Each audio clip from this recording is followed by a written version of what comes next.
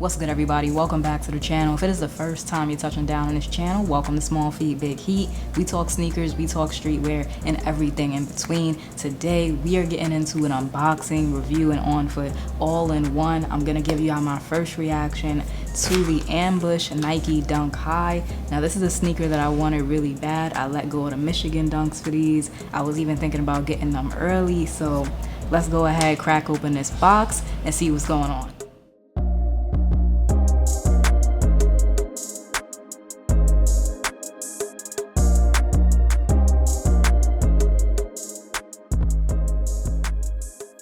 So a year ago, maybe even 2 years ago now, I made an upcoming dunk video where I talked about the initial Ambush Nike Dunk High colorway, that all pink colorway, and I was basically talking trash about it because I feel like everything I like about this sneaker gets lost in that original colorway. It just kind of all blends together because everything is that same shade of pink. Color blocking can change everything. As soon as I saw these, I knew I had to have them. They are the perfect amount of weird. The Nike Ambush Dunk High in the deep royal colorway. It's looking good. I had high hopes for these. Not a lot of the sneakers that have been dropping the past month or two have really been exciting for me personally. So when I saw these, I had, high hopes, and it's looking good. It's looking good. Let's get into the rest of the review. So the seller wanted, I think, like $400 for these. I ended up talking him down to $350, so that was a really good deal in my opinion. I don't know what happened here with the extra blue laces. I guess they unraveled at some point, but it is what it is. They came in pretty quickly. I ordered them on June 22nd and they arrived on June 26th, so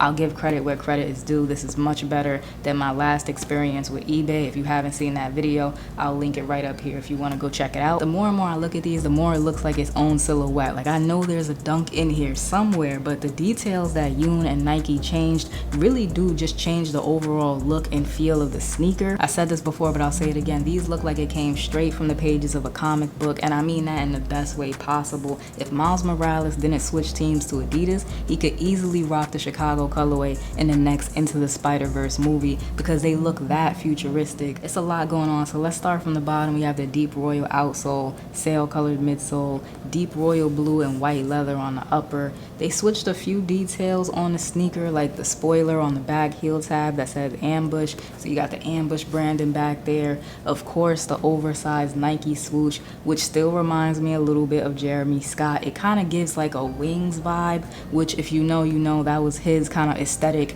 back in the day when he was making sneakers. I see he is trying to make a comeback with Adidas. I think that's dope. They also kind of added a piece up here around the ankle, and I was skeptical about those changes. I thought, what if it looks cheap in hand? But it actually doesn't. The rubber feels nice. Everything feels very sturdy. It doesn't feel cheap at all, and I am very, very impressed by the leather on this shoe. Like, Nike pulled out the good leather, and it just makes me think, if they have that quality of leather available to them, which they do, why not just use it on every shoe? It would stop people like me complaining at them. The leather quality is butter soft, and that is not something I say on this channel often, but it has a nice wrinkle to it. These are gonna age really, really well. The exposed foam around the tongue, I'm gonna be honest, that doesn't do anything for me, especially not on this pair of shoes, because I don't feel like it adds anything to the shoe. This gives me more of a futuristic kind of vibe, and the exposed foam gives me more of a deconstruction kind of vibe. Nothing about this shoe gives me deconstructed other than that exposed foam. I feel like it's something that Nike started doing with the off-whites, and now they continue to do it because they know people like to see it, but that doesn't make it a good idea to do